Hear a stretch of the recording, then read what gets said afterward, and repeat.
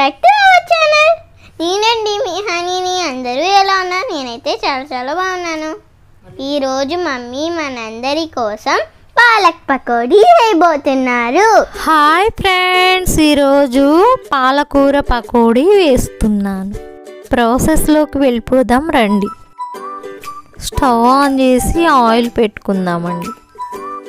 Oil వేడెక్కేలోపు పిండి కలుపుకుందామండి. పాలకూర పకోడీ కోసం 2 కట్టల పాలకూర తీసుకున్నాను.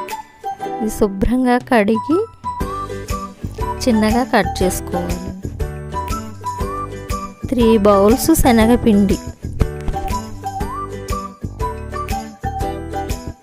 2 స్పూన్స్ బియ్యపిండి, 1/2 స్పూన్ సాల్ట్, 1/2 టీ స్పూన్ పసుపు, 1/2 టీ స్పూన్ కారం,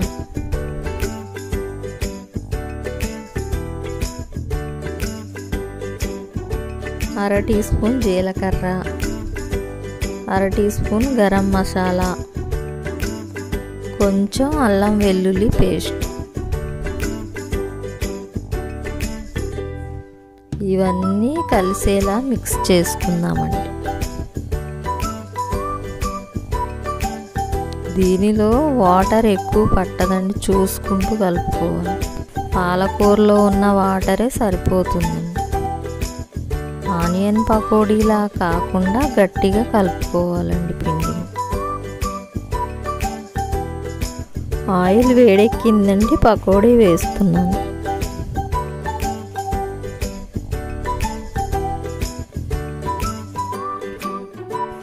ఇవి ఆనియన్ పకోడీలా మెత్తగా కాకుండా క్రిస్పీగా ఉంటాయండి.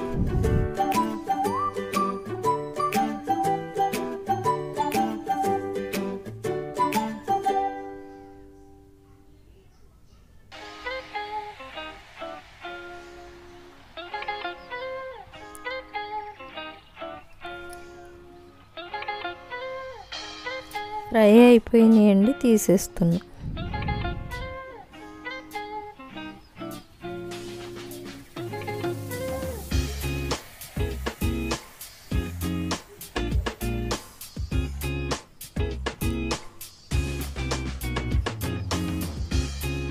ఇదే విధంగా సెకండ్ బ్యాచ్ కూడా వేసుకుందామండి.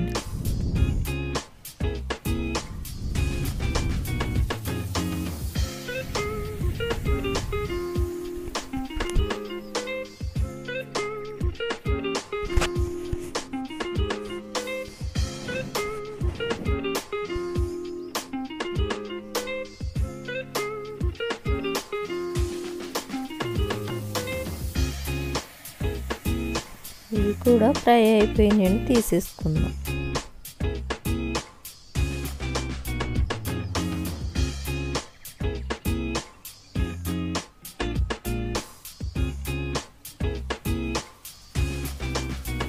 ఇంతేనండి, పాలక్ పకోడీ రెడీ అయిపోయింది. మీరు కూడా ఒకసారి ట్రై చేయండి. ఈవినింగ్ స్నాక్గా చాలా బాగుంటుంది. పిల్లలైతే టమాటో కెచప్తో ఇష్టంగా తింటారు. ఈ వీడియో కనుక మీకు నచ్చినట్లయితే లైక్ చేయండి, షేర్ చేయండి, సబ్స్క్రైబ్ చేసుకొని పక్కనే ఉన్న బెల్ ఐకాన్ క్లిక్ చేయండి. మీ ఫీడ్బ్యాక్ని మా కామెంట్ సెక్షన్లో మాకు షేర్ చేయండి. మీ కామెంట్సే మాకు మోటివేషన్. అందరికీ బాయ్ అండి.